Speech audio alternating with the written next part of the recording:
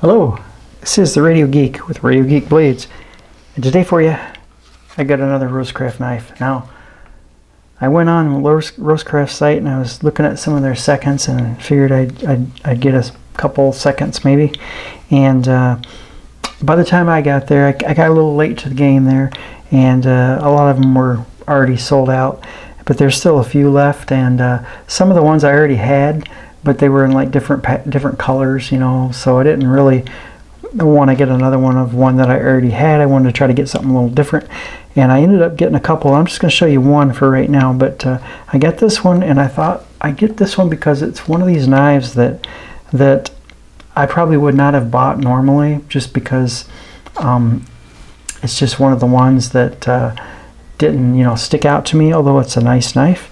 And so this is a second. And this one is the Rosecraft Lick Creek Loom Fixer, the RCT025RAB, and it is a second, and it says Shield on the box. And I gotta say, this is the first Rosecraft knife that I've had that had some kind of a defect, you know, a cosmetic defect that you could instantly spot it. So this one is pretty obvious compared to some of the other ones, and I've been carrying it the last few days here, and I got it in this slip.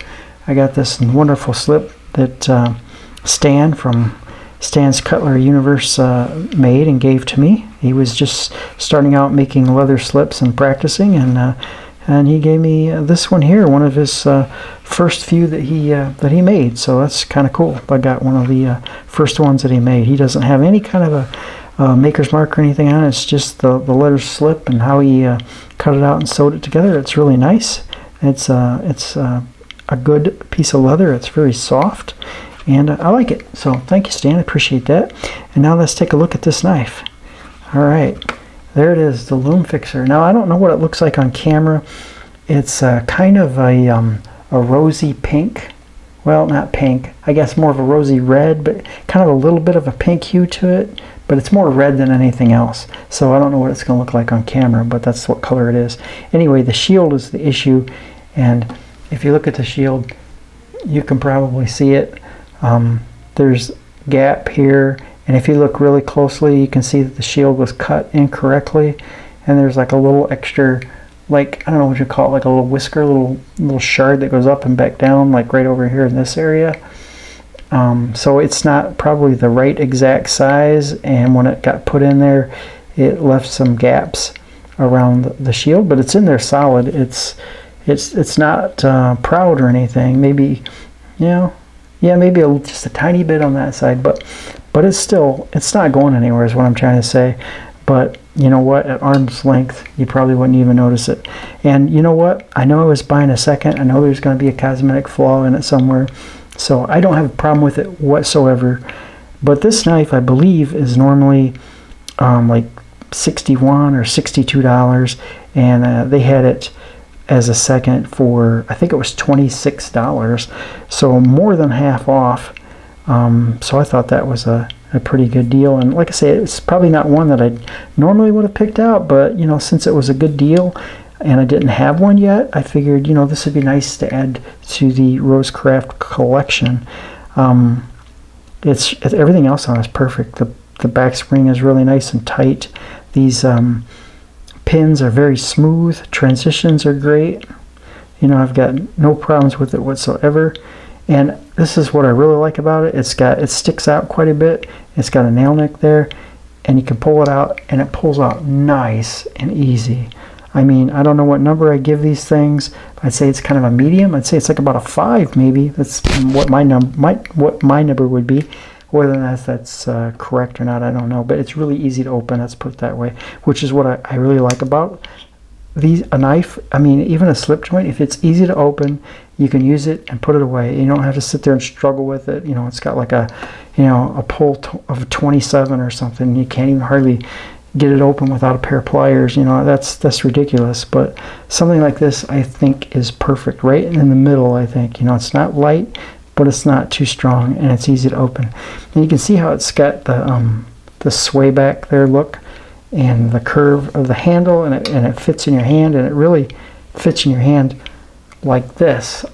And you pull cut up like this, like you're cutting a rope or something. And I understand that these loom fixers is what they call these knives because they were used in the textile industry to repair looms that maybe had something gotten tangled in it or something needed to be changed out or whatever, and they would take a knife like this and they could just cut those fibers, the yarn or twine or whatever they're using in the textile industry, whatever they're weaving together, they could cut through that and get things sorted out and get it fixed. So it was a loom fixer is what the position or the job title was, I guess, is what they called those people. And the knives that they used, they called them loom fixers.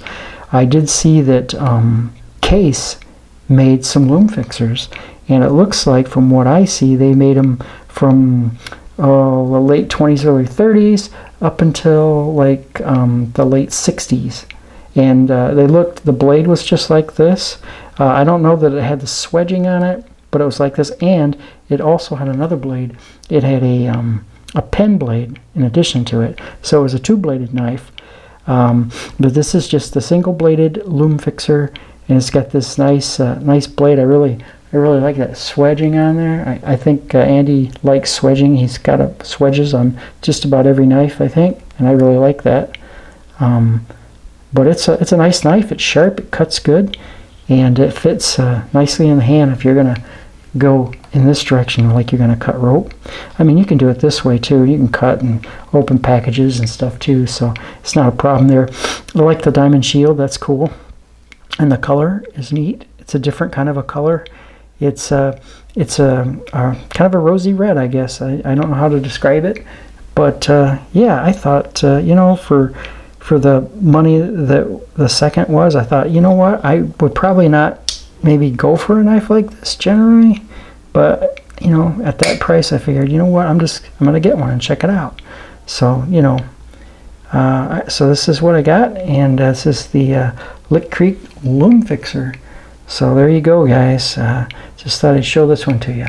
Until next time, this is the Radio Geek from Radio Geek Blades.